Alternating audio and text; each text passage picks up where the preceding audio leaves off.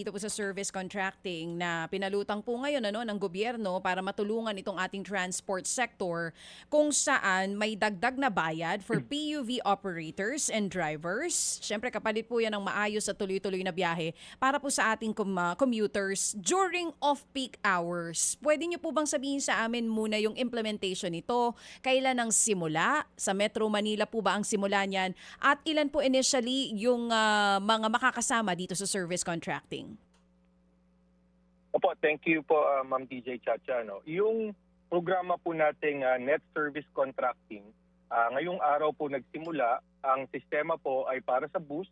Babayaran po sila ng 100 pesos per kilometer na kanilang tatakbuhin. Gayon din po para po sa ating mga traditional jeepneys, 30 pesos per kilometer naman po ang ibabayad sa kanila. At 40 pesos per kilometer po para sa modern jeeps at sa mga UV Express.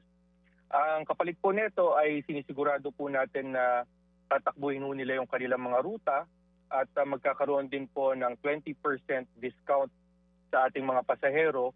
Itong discount po na nabanggit ko ay bukod pa po sa existing na 20% discount para sa mga senior citizens, sa persons with disabilities, at sa mga estudyante po natin.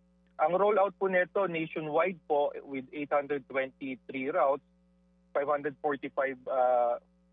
na ruta po nito ay nasa Metro Manila, Cavite, Laguna, Rizal. Pero para po sa araw na to, nagsimula na po kaninang alas 4 ng madaling araw sa EDSA Busway po. At itong darating na tanghali sa may Baclaran Sukat, Baclaran Moonwalk, Asiana Loop Service para sa National Capital Region. Meron din pong PITX to Divisoria.